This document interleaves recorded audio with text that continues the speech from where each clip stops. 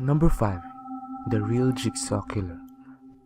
The Saw film franchise revolves around a killer named Jigsaw, who kidnaps its victims and traps them in situations he calls games, to test their will to live through physical or psychological torture.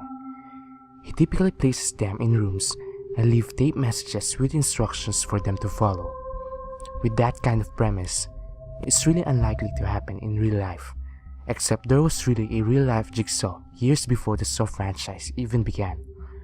In the 1990s, David Parker Ray tortured and presumably killed his victims, for no bodies were found, in a $100 homemade torture chamber he calls Toy Box. This torture chamber contains whips, chains, pulleys, straps and clamps, leg spreader bars, and saws that he calls his friends. He terrorized and tortured women with these tools along with his accomplices, and he even has diagrams he made himself showing different ways and techniques of inflicting pain. He would also leave tape messages of himself for his victims to listen to after they awaken, much like in the Saw films. Ray was only caught when his victim, Cynthia Vigil, escaped after being kidnapped and being tortured for 3 days. She grabbed the keys when Ray's helper left it on the table. The similarities are really striking between the two, but the creators of Saw, James Wan and Leigh Whannell, said the similarities are totally coincidental. Number 4. Surgeon deliberately mangled patients.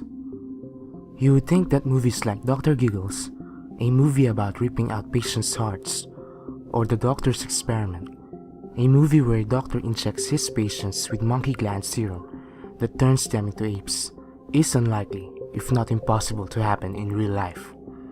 Well, something similar happened in 1978.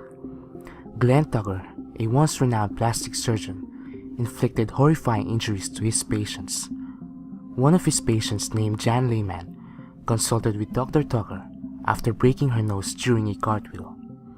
Tucker examined it and said it would require surgery.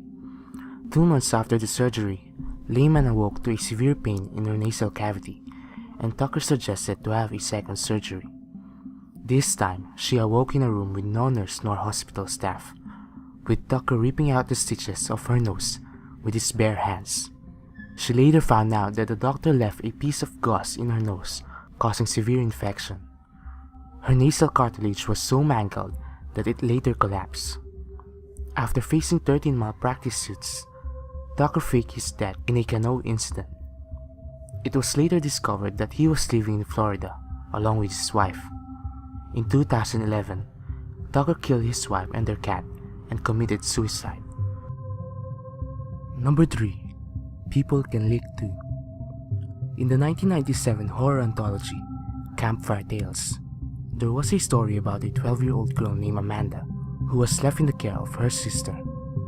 Her sister left her to meet with her boyfriend and was left alone in the house with her dog Odin. Amanda told her chatmate Jessica her situation. Unbeknownst to her, Jessica was actually an adult man, and Jessica stalked her in her house. Good thing there was Odin lying under her bed, reassuring her periodically by giving her hand an encouraging lick. Amanda later woke up to noises downstairs. She investigated but found nothing, so she returned to her bed. Upon returning, she reached her hand down for Odin to lick. She then looked up into the mirror and saw the words, "People can lick too." By that time, Odin was dead. The story is based on an old urban legend and was spread to many campuses and internet sites. The story became true on March 2015. A 61-year-old woman was searching for her cats when she reached under her bed. Instead of touching a soft fluffy fur, she felt she had touched a human skin. The burglar was hiding under her bed. This caused the man to sprint from home and jump a fence before being captured by the police. Number 2. Phone Calls from the Dead.